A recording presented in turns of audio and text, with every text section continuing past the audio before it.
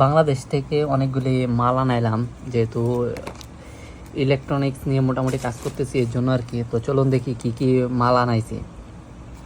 এই যে দেখুন, এখানে আপনার রেজিস্টারও আছে, ডায়োডও আছে, তারপরে আপনার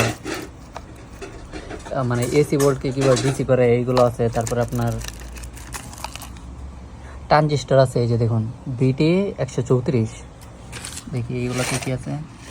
এইগুলো ট্রানজিস্টর বিটি 134, মানে এইগুলো খুবই, মানে এখানে খুবই গুরুত্বপূর্ণ একটা জিনিস। একটা পিসিবির এই এই একটা আপনার ট্রানজিস্টর দিয়ে একটা পিসিবি থেকে আপনার প্রায় 150 থেকে 200 রিয়াল বিল করা যায়।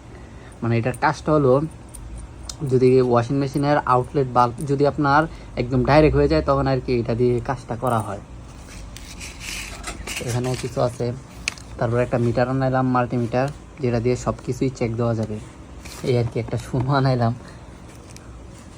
মানে এইগুলা এখানে নতুন, মানে আমরা যেই জায়গাতে থাকি এখানে আসলে নতুন পাই না, অনেক জায়গায় খোঁজ করছি।